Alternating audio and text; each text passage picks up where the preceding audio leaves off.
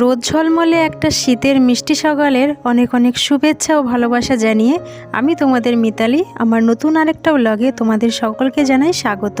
কেমন আছো তোমরা সবাই? আশা করি সবাই ভালো আছো, সুস্থ আছো। আজ বৃহস্পতিবার, আর বৃহস্পতিবার মানেই বুঝতেই পারো গৃহবধূরা কিন্তু আমরা বেশিরভাগই আলতা পরি, তাই না? তো ঠাকুর পুজো দেবো, সেই কারণে সকাল সকাল সমস্ত কাজবাজ সেরে স্নান সেরে তারপরে এই যে আলতা নিয়ে বসলাম। কারণ বৃহস্পতিবার আলতা না পড়লে মনেই হয় না যেন কাজটা কমপ্লিট হয়েছে, তাই না? তো সেই কারণেই আমার মতন কে কে আলতা পরো কমেন্ট করে কিন্তু জানিও। তো চলো আগে আলতাটা পরে নিই।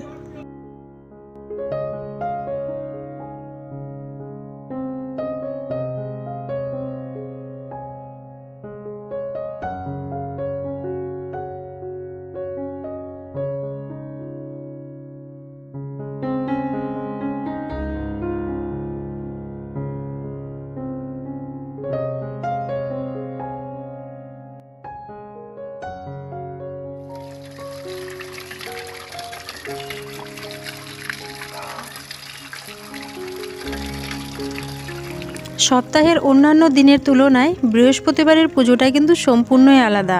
কোনো কিছুর কম বা খামতি থাকলে ঠিক মন থেকে শান্তি পাওয়া যায় না। তাই ঠাকুরের সমস্ত বাসন খুব সুন্দর করে পরিষ্কার করে মেজে ধুয়ে নিলাম। আর তার সঙ্গে গাছের তো এখন ফুল খুবই কম ফুটছে, ফুল ফুটছে না বলতে গেলে চলে। তো ঠাকুরের জন্য সকালে একটু গাঁদা ফুল রাখা হলো, আর গাছের একটা দুটো জবা ফুল আছে, একটু ধুতুরা ফুল আছে। আর বৃহস্পতিবার মানেই তো বুঝতেই পারো তুলসী পাতা, দুব্বা, বেলপাতা এগুলো তো লাগবেই, তাই না? তো আমার সমস্ত কিছু গুছিয়ে নেওয়া হয়ে গেছে। চলো এবার পুজোটা দিয়ে নিই।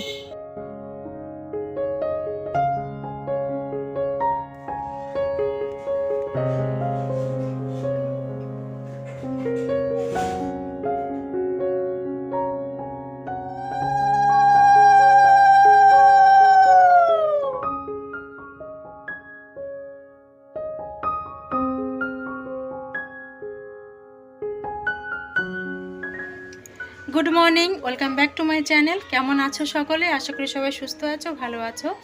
অনেকক্ষণ আগে ব্লগটা শুরু করে দিয়েছি, আর পুজো দেওয়া আমার হয়ে গেছে। যেহেতু বৃহস্পতিবার অনেকটা সময় লাগলো পুজোটা দিতে। আর এখন বাজে কটা জানো? 11:53, 7 মিনিট বাকি 12টা বাজতে।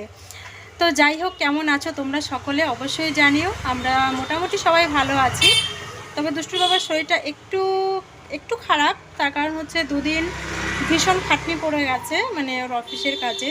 তো মাঝখানে একদিন বাড়িতে আসেনি, রাত জাগা পড়লে ওর শরীরটা একটু খারাপ করে। তো যাই হোক, আজও যায়নি, কারণ দুদিন পর পর রাত জাগা সম্ভব নয়। সেই কারণে শরীরটা বোধহয় ভালো লাগছিল না। ফোনে অ্যালার্ম দেওয়াও ছিল, তারপরেও আমি ডাকলাম, কি গো যাবে না? বলছে পরের ট্রেনে যাব।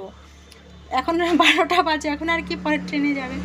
তো যাই হোক, একটু বেলা করে ঘুম থেকে উঠেছে, এই কিছুক্ষণ আগে ঘুম থেকে উঠেছে। উঠে আমি তো পুজো দিচ্ছিলাম, বড় মেয়ে চা করে দিল, চা খেলো, খেয়ে তারপরে যে বেরিয়েছে। আর বড় মেয়েও গেছে স্কুলে। দুষ্টু বাড়িতে দুষ্টু খেলছে, দুষ্টুকে আজকেও আবার সেই কৃষ্ণ সাজিয়ে দিয়েছি। ওর বায়না হচ্ছে মা আমাকে কৃষ্ণ সাজিয়ে দাও, তাই কৃষ্ণ সাজিয়ে দিয়েছি। বাবা আয় মা, এই দেখো আজকেও সেই একই সাজ। তো যাই হোক, এই তো হচ্ছে ব্যাপার। তো এখন কি বলতো, বিছানা তোলা হয়নি আমার, আজকে 12টা বাজে বিছানা তোলা হয়নি, কারণ দুষ্টুর বাবা এত বেলা পর্যন্ত শুয়েছিল, তো বিছানাটা তোলা হয়নি। তাই এখন বিছানাটা তুলবো, ঘরটা গুছাবো, তারপরে না, তার আগে হচ্ছে গায়ে ক্রিম মাখবো। স্নান করেছি তো প্রায় অনেকক্ষণ, 1 ঘন্টার ওপরে হয়ে গেছে স্নান করেছি। তো পুজো দিতে গিয়ে দেরি হয়ে গেল, একদম গা পুরো চটচট করছে। তো এখন গায়ে ক্রিম মাখবো, ক্রিম মেখে বিছানা গুছাবো। কিছু এই যে কাছাকাছি করা হয়েছে, লেপের ওয়ার, তারপরে কম্বলের ওয়ার। তো এগুলো ভাবছি একটু রোদে দেবো। তো আগে ঘরের কাজগুলো আগে সারবো নাকি রোদে দেবো, দেখি কি করি। তো দেখতে থাকো সারাটা দিন আজকের ব্লগটা, আশা করি তোমাদের আজকের ব্লগটাও ভালো লাগে। তো এই দেখো, এখানে এই যে ব্ল্যাঙ্কেটটা রোদে দিয়েছি, একদম বেলাই চলে গেল। আর এখানে কার্পেটটা রোদে দিয়েছি, আর এইখানটায় এই কম্বলটা রোদে দিয়েছি। রোদ তখন নেই। আর এই যে সব ওয়ারগুলো সকালবেলায় বড় মেয়ে কেচে দিয়েছে। ওইদিকেও জামা কাপড় রয়েছে অনেক। এ বাবাই, তোর গরম জল বসাবো মা? উঠবি না এটার ওপরে এখন। দেখ, গরম জল বসিয়ে দিই, তারপরে তুই স্নান কর, ঠিক আছে? অনেক ভালো লাগছে। হ্যাঁ, সুন্দরভাবে সাজিয়ে দিল, আমার অনেক ভালো লাগছে। হ্যাঁ, তাহলে আমি তো এটা রোদে দিয়েছি, তুই যদি এটার ওপর উঠে থাকিস তাহলে তো এটা আমার রোদে দেওয়ার কোনো মানে ইয়েই হলো না, লাভই হলো না আমার, তাই না? নাম এটার থেকে না নামবি না? নামো বাবা, আমার দেরি হয়ে যাচ্ছে মা। চলো চলো, তোমার সঙ্গে একটু খেলবো, চলো। হ্যাঁ, চলো। আমি নামবো। নামো, আস্তে করে নামো, নাহলে এর নিচে পড়ে গেলে ধুলো লাগবে। চলো।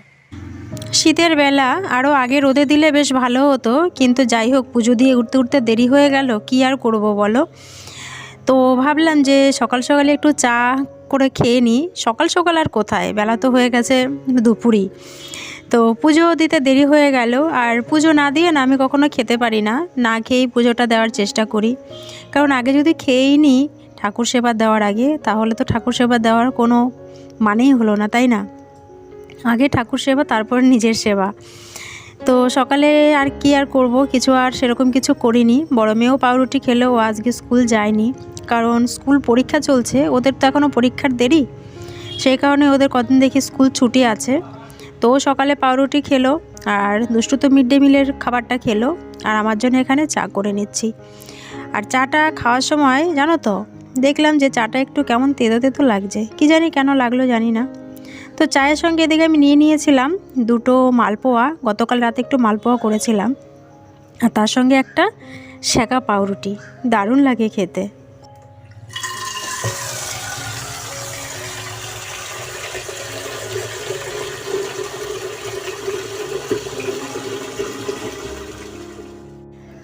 ঝটাপট এবার ভাতের জলটা বসিয়ে দিচ্ছি, কারণ বেলা অনেক হয়ে গেছে, আর আমার দুষ্টুর তো মিনিটে মিনিটে খিদে পেয়ে যায়, কিন্তু ভাতের খিদে পায় না, অন্যান্য কিছুর খিদে পায়। এই যে একটু সময়তে চানাচুর, একটু লাড্ডু, একটু কুরকুরে, একটু চিপস, এগুলো না ওর খুব খিদে পায়। সময়তে একটু গুঁড়ো দুধ, এগুলো খুব ভালোবাসে খেতে। তো যাই হোক, এদিকে ভাতের জলটা বসিয়ে দিলাম, আর ডালটা বসিয়ে দেব। আজকে কি ডাল করব তাই ভাবছি। সবজি তো ঘরে প্রচুর রয়েছে। সেই রাস পুজোর সময় আমার ভাই এসেছিল, মানে আমার যেই মাসি আমার কাছে ছিল এতদিন, তো ওই মাসির ছেলে এসেছিল বাড়িতে, বেশ কয়েকটা চাল কুমড়ো হয়েছিল। তো লাস্টে একটা চাল কুমড়ো রয়েছে ঘরে। মাসি বারে বলছিল, চাল কুমড়োটা খাচ্ছিস না, চাল কুমড়োটা কিন্তু পরে আর খেতে পারবি না। তো কেটে দেখলাম চাল কুমড়োটা যেমন এনেছে ঠিক সেরকমই রয়েছে। অবাক কাণ্ড, ঘরে থেকেও জিনিসটা এত ভালো রয়েছে। হয়তো নিজের বাড়ির গাছের, কেনা নয়। কেনা হলে তো সার বিষ কত কিছু দেওয়া থাকতো, তাহলে হয়তো এই কদিনে নষ্ট হয়ে যেত।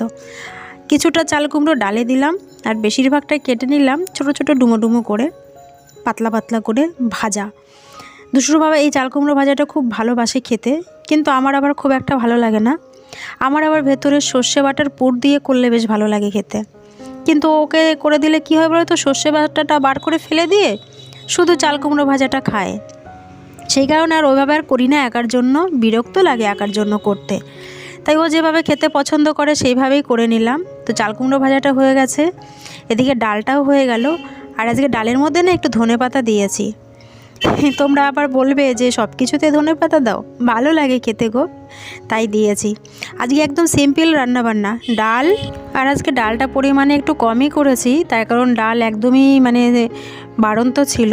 মাসের তো অনেক দিন হয়ে গেল, আজকে 4-5 তারিখ বোধ হয়। তো মাস কবে সদাই আনবে করে, জানি না কবে আনবে।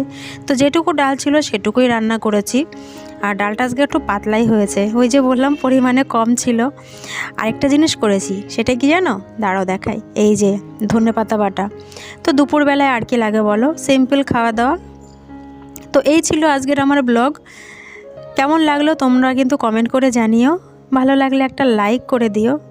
আর আমার নতুন যেসব বন্ধুরা আমার আজকের ভিডিওটা দেখলে চ্যানেলটিকে সাবস্ক্রাইব করা নেই, তাহলে কোনো দ্বিধা না করে চ্যানেলটিকে সাবস্ক্রাইব করে দিও। যখন আমি ভিডিওগুলো পোস্ট করব সবার আগে নোটিফিকেশান তোমাদের কাছে পৌঁছে যাবে। তাহলে চলো, আজকের মতন ব্লগটা তাহলে এখানেই শেষ করছি। সবাই ভালো থেকো, সুস্থ থেকো, সাবধানে থাকো। তোমাদের সঙ্গে দেখা হবে আবারও পরের কোনো নতুন ব্লগে।